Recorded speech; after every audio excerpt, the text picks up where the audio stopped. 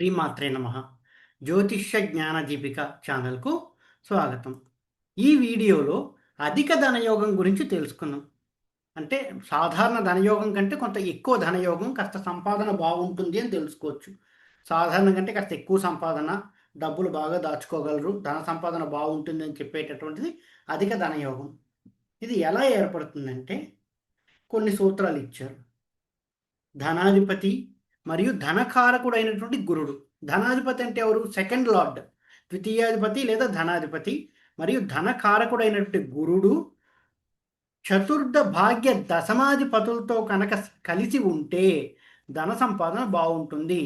ధనాధిపతి మరియు గురుడు 4, 9, 10 అధిపతులతో కలిసి ఉంటే ధన సంపాదన బాగుంటుంది, ఎక్కువ కాస్త డబ్బులు బాగా సంపాదిస్తారు అని చెప్పుకోవచ్చు. అంతేకాకుండా లగ్న ద్వితీయ భాగ్య లాభాధిపతులు అంటే 1, 2, 9, 11 స్థానాధిపతులు పరమోచ్చలో కనుక ఉంటే ధన సంపాదన చాలా చాలా బాగుంటుంది. లగ్నాధిపతి, ద్వితీయాధిపతి, భాగ్యాధిపతి మరియు లాభాధిపతి పరమోచ్చలో ఉండాలి. అంటే ఉచ్చ స్థానంలో ఉండి కొన్ని పర్టికులర్ డిగ్రీల్లో ఉంటే అది పరమోచ్చలో ఉంది అని చెప్తాం. ఆ విధంగా కనుక ఉంటే ధన సంపాదన చాలా బాగుంటుంది. ఇంకొక సూత్రం ఏంటంటే లగ్నాధిపతి ద్వితీయంలో ఉండడం, ద్వితీయాధిపతి ఎనీ కేంద్ర స్థానాల్లో ఉండి శుక్రుడు దశమంలో కనుక ఉంటే ధన సంపాదన చాలా బాగుంటుంది. లగ్నాధిపతి ద్వితీయ స్థానంలో ఉండాలి, ద్వితీయాధిపతి కేంద్ర స్థానాల్లో ఉండాలి. ఏదో ఒక కేంద్ర స్థానం, కేంద్రం అంటే ఏంటి? 1, 4, 7, 10. మరియు శుక్రుడు 10వ స్థానంలో ఉంటే అప్పుడు కూడా చాలా బాగుంటుంది ధన సంపాదన. వీరు చాలా కృషి చేసి మంచి స్థానానికి ఎదుగుతారు, ఒక్కొక్క మెట్టు ఎదుగుతూ ఉన్నత స్థానాలకు వెళ్తారని చెప్పొచ్చు ఈ విధంగా కనుక ఉంటే. ఇక ద్వితీయాధిపతికి, భాగ్యాధిపతికి, లాభాధిపతికి ఏదో ఒక సంబంధం ఏర్పడాలి ఏదో ఒక విధంగా. అంటే అలా ద్వితీయాధిపతి భాగ్యాధిపతుల పరివర్తన, భాగ్యాధిపతి లాభాధిపతుల పరివర్తన, లాభాధిపతుల పరివర్తన, లేదా ద్వితీయాధిపతి భాగ్యస్థానంలో ఉండడం, భాగ్యాధిపతి లాభస్థానంలో ఉండడం, లాభాధిపతి ద్వితీయ స్థానంలో ఉండడం, ఈ విధంగా ఏదో విధంగా సంబంధం ఏర్పడితే వారికి ధన సంపాదన చాలా చాలా బాగుంటుంది, చాలా ఎక్కువ డబ్బులు సంపాదిస్తారని చెప్పుకోవచ్చు. లగ్నాధిపతి బలంగా ఉండి అంటే ఏంటి? కేంద్ర కోణ స్థానాల్లో ఉండడము, మరియు ఎటువంటి చెడ్డ గ్రహాల యొక్క దృష్టి లేకపోవడము, ఉచ్చలో ఉండడం, ఈ విధంగా ఉంటే లగ్నాధిపతి బలంగా ఉందని చెప్పుకోవచ్చు. లగ్నాధిపతి బలంగా ఉండి భాగ్యాధిపతితో ఏదో ఒక సంబంధం ఏర్పడాలంటే భాగ్యాధిపతితో కలవడం కానీ, భాగ్యాధిపతితో చూడబడడం కానీ, ఈ విధంగా కనుక ఉంటే ధన సంపాదన చాలా బాగుంటుంది. లక్ష్మీదేవి వాళ్ళ వెన్నంటే ఉంటుంది, ఎప్పుడు అదృష్టం కలిసి వచ్చి డబ్బులు బాగా సంపాదిస్తారు.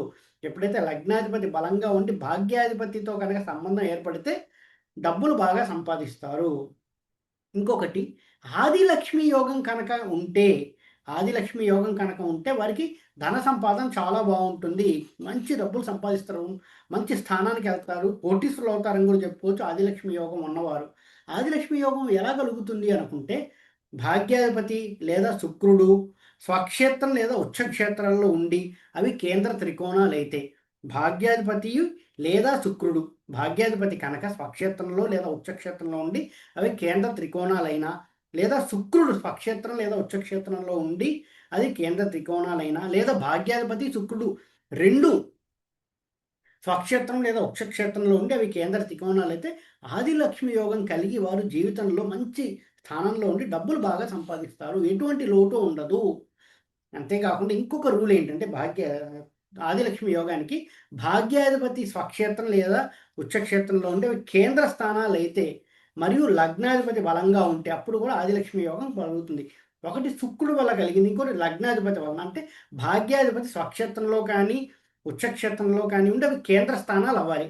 సాధారణంగానే భాగ్యాధిపతి కేంద్ర స్థానాల్లో ఉంటే రాజయోగం.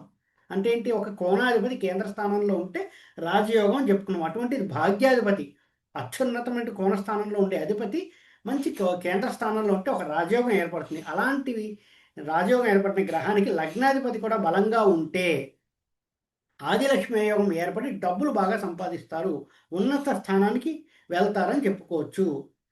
అంతేకాకుండా భాగ్యాధిపతి కేంద్ర స్థానంలో లేదా పరమోచ్చలో ఉన్నా కూడా డబ్బులు బాగా సంపాదిస్తారు.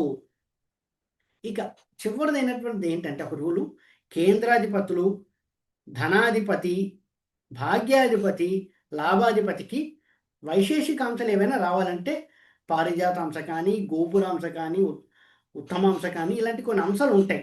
ఒక 7 అంశాలు ఉంటాయి. వాటిల్లో ఏవో ఒక 2, 3 అంశాలుగా మంచి అంశాలు ఉంటే గనక ఏది కేంద్రాధిపతికి, భాగ్యాధిపతికి, ధనాధిపతికి, లాభాధిపతికి 4 కేంద్రాధిపతులకి వీటికి ఖచ్చితంగా రావాలి.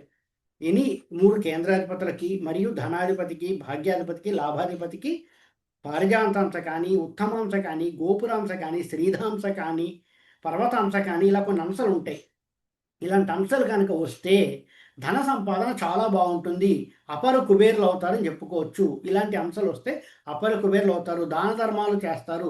విశ్వవిఖ్యాత కీర్తి ప్రతిష్టలు లభిస్తాయని చెప్పుకోవచ్చు. కేంద్రాధిపతులకి, ధనాధిపతికి, భాగ్యాధిపతికి, లాభాధిపతికి ఇటువంటి అంశాలు వస్తాయి. ముఖ్యంగా పర్వతాంశ కానీ, శ్రీధాంశ కానీ వస్తే చాలా మంచిది. లేదా పారిజాతాంశ, ఉత్తమాంశ, గోపురాంశ వస్తే డబ్బులు బాగా సంపాదిస్తారు. దాన ధర్మాలు చేస్తారు. మంచి అపర కుబేరులు అవుతారని తెలుసుకోవచ్చు. ఈ వీడియోలో అధిక ధనయోగాల గురించి తెలుసుకున్నాం. ఈ వీడియో కనుక మీకు నచ్చినట్లయితే లైక్ చేయండి. మీ ఫ్రెండ్స్ అందరితో షేర్ చేయండి.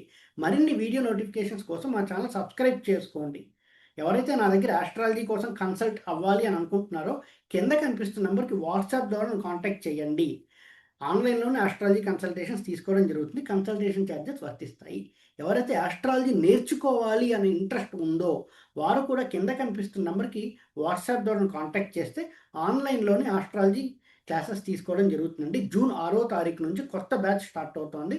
ఇంట్రెస్ట్ ఉన్నవారు వాట్సాప్ ద్వారా కాంటాక్ట్ చేస్తే వివరాలు డిస్కస్ చేయడం జరుగుతుంది. ఓం నమో నారాయణ.